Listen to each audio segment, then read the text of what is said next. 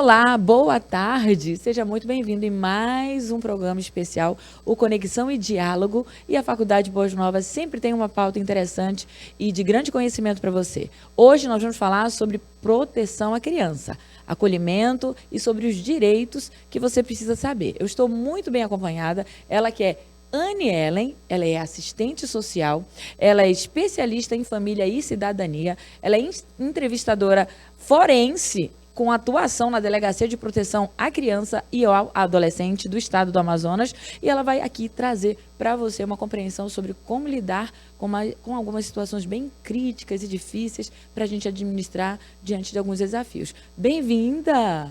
Obrigada. Quero agradecer a oportunidade de estar aqui, agradecer pelo convite. É um privilégio poder falar de um tema tão pertinente à nossa realidade cotidiana. É uma pauta delicada, é uma situação difícil, mas ela está cada vez mais evidente, né? Em alguns cenários, em algumas famílias, em alguns contextos. Então, eu gostaria de começar perguntando como proteger uma criança que está numa situação de risco. Então, foi dito há pouco que eu sou assistente social e atuo na Delegacia de Proteção à Criança e ao Adolescente. Nós trabalhamos com a proteção. E essa proteção, ela começa em casa, né? Nós precisamos aprender a cuidar, a ter um olhar diferenciado para o comportamento das nossas crianças. E proteger uma criança é garantir os direitos fundamentais.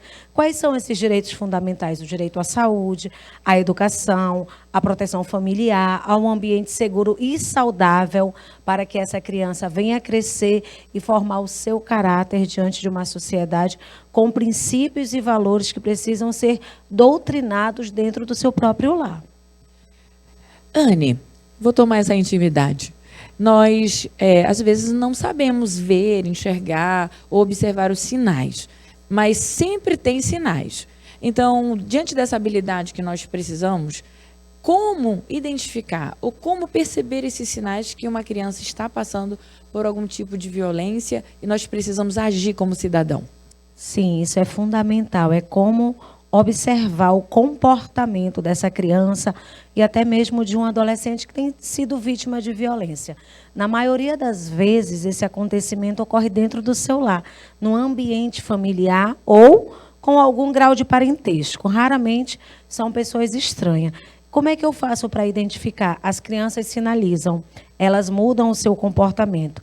Então, o que acontece hoje? Os pais estão muito ocupados, estão alienados muitas das vezes com as redes sociais, estão ao lado das suas crianças, mas não observam as mudanças de comportamento.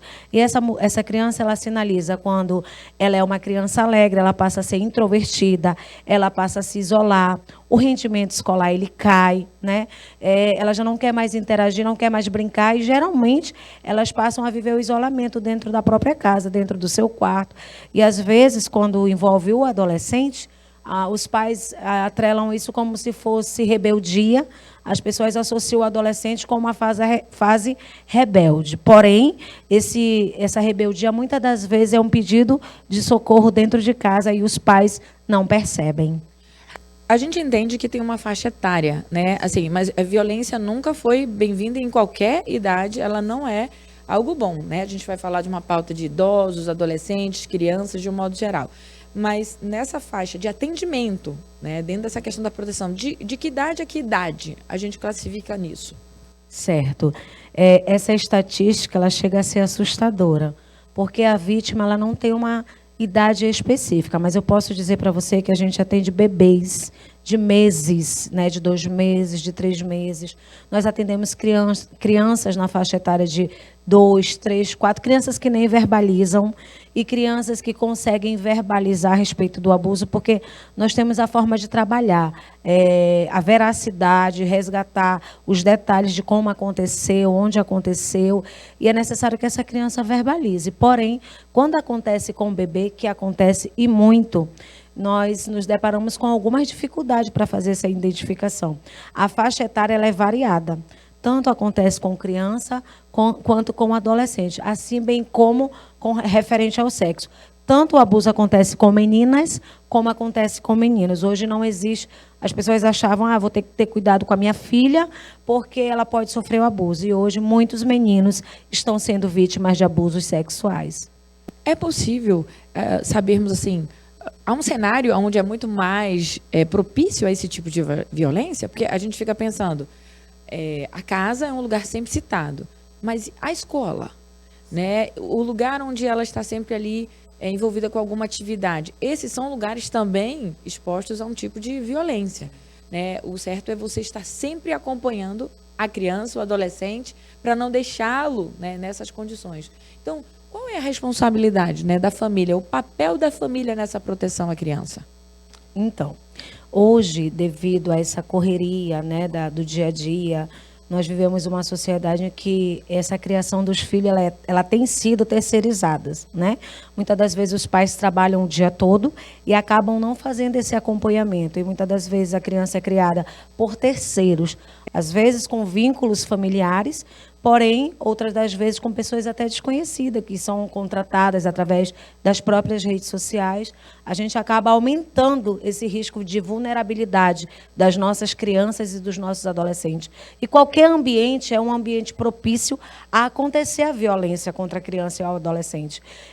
Pode acontecer na igreja? Pode. Pode acontecer no ambiente escolar também. Nós temos vários relatos. Infelizmente, nós temos uma estatística muito grande de abusos sexuais que não são divulgados. Então, a nossa realidade não condiz com aquilo que é publicado nas redes sociais. Quando a gente olha, de repente, e é assustador mesmo, né? Mas todo mundo conhece uma história, né? E todo mundo sabe, talvez, o final, que não é muito feliz, né? Porque o trauma fica, né? E são preocupações. Como é que a delegacia, ou como os responsáveis em tratar o caso, eles dão uma condução quando se dão para essa realidade? Porque ela é diária. Como é que funciona esse dia a dia, assim, na rotina? Eu digo que é sempre muito assustador quando a gente se depara com a realidade daquilo que a gente encontra diariamente. O que eu quero dizer com isso? Nós temos uma escala de atendimento, nós temos uma agenda. Essa agenda é sempre lotada, sempre tem atendimento. Eu digo que a mídia não consegue mostrar 1% da realidade que de fato acontece. E a delegacia, ela é a porta de entrada para tudo isso, né? Muitas das vezes a denúncia ela vem através da escola. A criança comenta com uma colega, comenta com o professor, e eles acionam logo o conselho tutelar.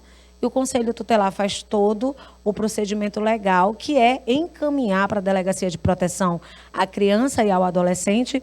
E na delegacia nós fazemos o trabalho da parte criminal até a parte agora de rede de apoio. Porque hoje nós recebemos em Manaus, no Amazonas, na verdade, um grande marco no dia 21 de outubro, onde foi criado o Centro Integrado de Atendimento à Criança e ao Adolescente. E o que significa isso? Significa que, hoje, a criança que é vítima de violência, ela procura a delegacia, a família vai acompanhando, faz esse registro. Antigamente, essa criança ela era direcionada para vários ambientes de locais geográficos diferenciados. A criança saía da Zona Sul para a Zona Norte, depois para a Zona Oeste, para tentar linkar essas provas que iriam desencadear todo um trabalho, tanto na parte criminal quanto na parte psicossocial. E hoje nós fomos contemplados, somos referência para o Brasil, né, com o nosso centro de atendimento. No mesmo local, nós conseguimos concentrar a polícia, a parte da segurança pública, a parte da saúde, a parte do serviço social, que é para fazer o pós, né? Fazer o acompanhamento dessa criança, porque além da violência sofrida, ficam os traumas. E esses traumas, eles precisam ser tratados. Essa criança, essa família, ela precisa ter o acompanhamento. Nós estamos falando com a Anne Ellen. Ela é assistente social e ela é especialista, né, em família e cidadania. Então, você está recebendo instruções de uma autoridade que tem uma experiência, que tem uma dedicação, mas que também tem esse zelo e o cuidado de uma função, né? E é nessa função que a gente vai falar agora. Como uma assistente social, como cuidar de uma criança e como fazer esse acompanhamento depois desse indicador. Certo. O serviço social em si, nós sempre trabalhamos em parceria com a psicologia. Então, nós somos o atendimento da DEB, que é psicossocial, né? Nós trabalhamos em parceria com a psicóloga. A assistente social, ela trabalha o contexto familiar. ela vai ver o ambiente que essa criança, a vítima, às vezes até testemunha. Nós não atendemos só a vítima, como atendemos uma criança que é testemunha de um tipo de violência. E nós vamos entender esse contexto familiar, o ambiente que ela é inserido. Muitas das vezes a questão do divórcio, da separação dos pais, permite que essa criança viva em vários ambientes. Ambientes que acabam sendo vulneráveis para essa criança. Então, esse acompanhamento, ele gera não só a questão do contexto familiar, como os traumas que precisam ser tratados, que é através da psicóloga, das terapias, e nós fazemos um trabalho em conjunto. A assistente social, ela visa garantir, né, garantir o direito, o acesso a esse direito, o acesso a esse atendimento com qualidade, um atendimento humanizado, que vai fazer valer aquilo que está na nossa Constituição. E a gente sabe que, além da Constituição de 1988, nós temos o ECA, que é o Estatuto da Criança e do Adolescente, que preconiza o direito e a cidadania dessa criança e desse adolescente. E dada, né, toda essa instrução, essa capacidade, essa habilidade, né, e a fazer esse acompanhamento, a gente acredita nos resultados. E uma criança consegue, né, talvez, ali sair de um cenário mais opressor, né, mais difícil de ter que lembrar da situação, de ter passado pela violência e muitas vezes cometida por alguém que é bem próximo afetivamente, né? Então, é uma identidade ali de muitas delas entre 3 até os 7 anos que foi construída, estava sendo, né, construída, mas foi afetada, e isso fica na memória. Então, eu imagino o trabalho da assistente social em tratar, né, do cuidado, eu digo, desse acolhimento. E qual é o maior desafio, né, nesse cenário, na sua experiência? Diante da realidade que nós encontramos, o desafio é a desestrutura familiar. É o divórcio, é a separação entre os pais, é o convívio das crianças com pessoas que são desconhecidas para ela, né? Essa transição de passar dias na casa de um, dias na casa de outro. Às vezes a mãe tem um cuidado, vai para um outro ambiente, muda-se todo o contexto. Então, o primeiro passo a primeira dificuldade, na verdade, que nós encontramos é essa desestrutura familiar. É por isso que nós trabalhamos com o apoio da rede, onde a gente também vai acompanhar esse casal, onde a gente vai acompanhar outros, às vezes adolescentes, outros membros da família que já têm algum tipo de problema, um dependente químico dentro de casa. Então, o contexto familiar, ele conta muito na formação, na criação do caráter, do princípio, dos valores. E hoje é um problema, né?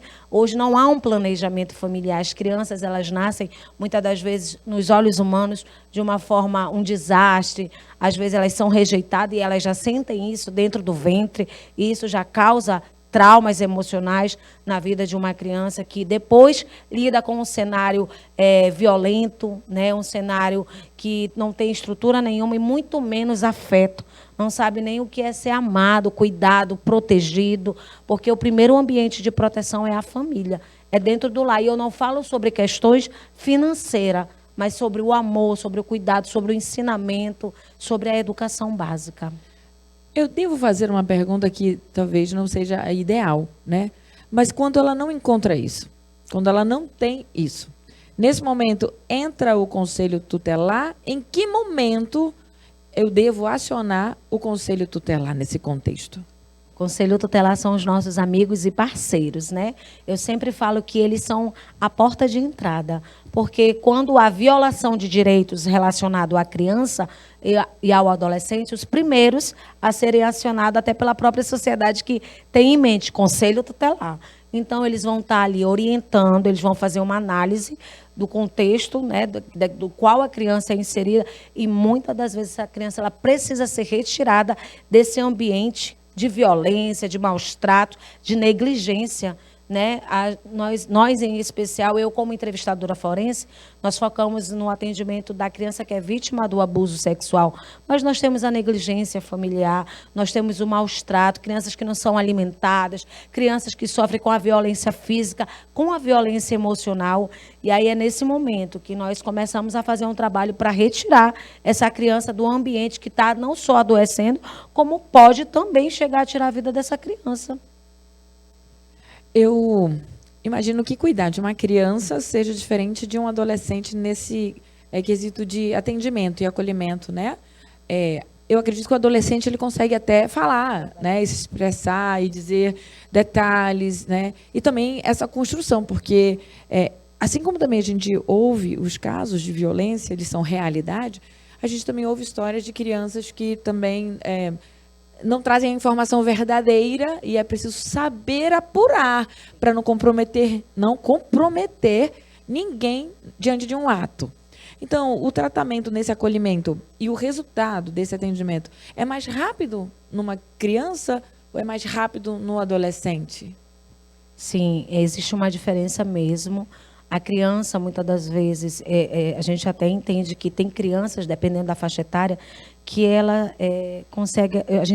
Acontece da gente pegar casos da criança ser induzida a criar uma história. Então, há uma necessidade de ter todo um cuidado com essa escuta, para que a gente não venha, porque colocar alguém na cadeia por um crime tão grave como estupro de vulnerável é muito sério. Então, é feita toda uma análise, existem pessoas profissionais capacitadas, nós temos uma equipe preparada para fazer esse atendimento. Hoje nós trabalhamos com o depoimento especial, que é do qual eu faço parte, na Delegacia de Proteção. Nós temos equipamentos, nós temos salas preparadas, nós fomos treinadas pelo Tribunal de Justiça, somos habilitados para fazer essa escuta, esse atendimento. E, como eu falei, existe uma equipe, né, um psicossocial habilitado para fazer esse procedimento. O adolescente, ele verbaliza, né? Não que não vá mentir, porém ele consegue descrever sobre o abuso de forma detalhada, diferente de uma criança. Então, existe mecanismo para atuar com a criança e como diferente para o adolescente, porque o adolescente ele consegue entender. O que nós temos de uma realidade é que muitos adolescentes, quando chegam para fazer a denúncia com seus pais, o abuso aconteceu quando eles eram crianças. E aí, por medo, por vergonha, por ameaça, não fizeram a denúncia no tempo da infância, mas trouxeram no caminhar, no decorrer da sua vida, esse trauma que, de fato, se torna um fardo. E esse adolescente, ele encontra dificuldades para desenvolver as suas relações emocionais, trabalhar, estudar, qualquer tipo que envolva outras pessoas, relacionamentos. E é necessário que esse adolescente ele venha passar pelo acompanhamento eu sempre digo assim, não é que eles vão esquecer, eles vão aprender a lidar com o trauma e aí vão receber técnicas para aprender a lidar com a situação e vencer. Por isso é necessário o acompanhamento psicológico, porque o psicólogo ele está preparado para fazer esse trabalho com as vítimas de violência. Anne, além, né, dos serviços oferecidos pela delegacia, o que mais, além da ocorrência, né, está por trás que a gente desconhece? Então, eu falei há pouco sobre o SIACA. Até setembro do ano vigente, nós atuávamos só com a delegacia. Então, a delegacia ela para trabalhar a parte criminal, ela vai fazer investigação, ela vai fazer todo o procedimento comprobatório para poder, né, punir quem deve de fato ser punido. E nós passamos para a esfera maior, vai para a justiça. Quem determina a prisão é o juiz, salvo em flagrante, que tem suas ressalvas. E hoje não, hoje mudou a nossa realidade. O mesmo ambiente que é a delegacia, hoje nós temos uma equipe da saúde, uma equipe psicossocial, uma equipe da Defensoria Pública. Então, hoje nós temos um centro que vai dar o apoio, todo o suporte. Nós temos o ambiente, gente, é perfeito, é lindo. Nós temos refeitório, nós temos brinquedoteca, nós temos sala de acolhimento, nós temos dormitório, nós temos todo um equipamento. A criança vai ser atendida do início ao fim nesse local. Então, Manaus teve um ganho. Nós estamos com o coração transbordando de alegria, nós que trabalhamos na proteção da criança e do adolescente, porque hoje nós somos referência para o Brasil. Olha, você aqui, acredito que nesses primeiros 15 minutos, né, que você recebeu de tanta informação, conhecimento e até mesmo uma orientação, caso você esteja passando por alguma situação desse tipo, sobre o que fazer. Você que não conhecia o trabalho, né, de uma assistente social dentro de uma delegacia, nessa responsabilidade, você está recebendo esse esclarecimento, sabendo até o que é, né, por trás, né, de uma ocorrência, o que acontece, o que pode ser feito e o que está respaldado, né, em toda a parceria, né, e o Conselho Tutelar e tudo aquilo que está respaldado como ECA e o que é necessário diante da sua responsabilidade de observar. Então, nós estamos recebendo aqui uma capacitação rápida, né, numa provocação para ser um cidadão responsável por uma criança, um cidadão responsável por um adolescente. Então, a Anne Ellen veio, né, para trazer toda essa experiência e essa orientação para que você faça alguma coisa. Então, o que foi que motivou você a escolher, né, essa área e atuar com serviço social?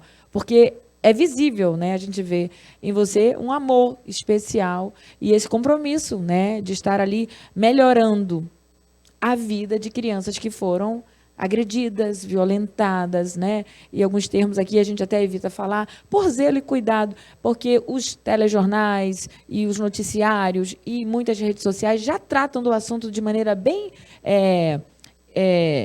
ilustrada. Então, nós precisamos reagir a essas imagens, nós precisamos reagir a esse conteúdo com uma execução cidadã, dentro de um código de ética, e que você seja o primeiro a levantar uma bandeira que proteja uma criança que é, né, ali sujeita a uma situação de risco, como é o caso. Então, nesse amor e nessa paixão, eu já saberia que viria uma resposta bem, né, emotiva. Mas onde surgiu isso? Como? Em que momento? Então, eu cheguei nesse ambiente e eu passei o olhar e veio à minha memória que a minha primeira profissão do coração seria jornalismo. Eu, inclusive, prestei vestibular, passei para jornalismo, mas aconteceram algumas coisas que eu não fui para o jornalismo e Deus tinha um propósito maior, que era o serviço social. Eu sempre lutei pela causa, eu sempre me preocupei com o menos favorecido, com aquele que tinha menos, com aquele que era rejeitado. E aquilo já estava dentro de mim, né? Ellen, eu falo que o serviço social, ele é a arte de amar. Porque só quem ama vidas, pessoas, é capaz de se envolver com essa profissão. Por quê? Não é uma profissão que gera renda. Você não vai ficar rico através do serviço social. Você vai trabalhar, você vai ter o seu salário, mas você vai trabalhar muitas das vezes por amor. Eu já cheguei a fazer visita onde eu tive que deixar valores para a família, comprar alimento. Eu já estive em locais que a criança não tinha fralda e eu comprei porque eu sou um ser humano, eu sou mãe, eu me compadeço com a dor do outro. E o serviço social, as pessoas atrelam ao assistencialismo, a dar uma cesta básica, e não é isso. O serviço social é lutar por uma igualdade social, é lutar pela garantia de direito, é fazer valer aquilo que está na Constituição, que não é favor, mas aquilo que foi conquistado através de suor, através de mortes, né? Pessoas perderam a vida para que hoje nós tivéssemos a Constituição, nós tivéssemos o direito até à saúde, né? A gente sabe que existem países que não possuem um sistema único de saúde, onde você vai lá e você é recebido sem pagar. Ah, Ellen, nós pagamos impostos. Nós sabemos disso, mas hoje nós vivemos aquilo que foi conquistado. Então, o serviço social ele tem a ver com direito. Eu também falo que o serviço social, a assistente social, ela é a advogada dos menos favorecidos, né? Ela não vai lá, ela não tem OAB, mas ela sabe do direito e ela vai em busca e ela luta por isso. Já deu para ver que todas as áreas estão conectadas com uma área, né, aqui que ela mencionou. É preciso, olha, o jornalismo trabalha com a escutativa, né? E você faz muito de uso disso para poder entender vários casos, né? E representá-los, né, também, passando a transparência sobre as informações, porque você tem ali um zelo de um nome que foi citado, de uma criança que foi violentada e de uma situação para ser resolvida na questão judicial, jurídica, né? Então, as áreas estão todas aqui relacionadas. Eu me recordo que você logo no início citou a psicologia, que é uma área, né, muito favorável, que ajuda ainda mais a você se profissionalizar. Então, o serviço social como uma área de formação, né, da Anne como primeira, mas todas estão aqui fazendo uso disso em direitos de uma criança que não tem, né, um advogado. Sim. Vamos colocar dessa forma. Teve algum caso que marcou a sua vida, assim, nessa caminhada, que você hoje ainda lembra e está no seu coração? Sim. Eu digo que a violência em si ela é assustadora. Todo crime é crime e toda criança que passa por isso é vítima. Mas existem casos que, de fato, nos chocam. Todos trazem dor ao nosso coração, porque você ouvir detalhes de uma criança que sofreu abuso sexual na íntegra é muito difícil. Certa vez foram duas situações. Um bebê de 8 meses. Eu entrei na casa para fazer uma visita e o bebê estava sem roupa, em um ambiente muito sujo e numa tela muito enorme, passando pornografia. Ele estava mamando uma mamadeira, tocando na parte íntima. Era um bebê, ele tinha 8 meses, mas ele estava sendo manipulado por aquilo que ele estava assistindo. Aquilo me chocou. Essa criança foi para a briga, teve todo um procedimento judicial, mas aquilo marcou a minha profissão. Nunca tinha visto aquilo.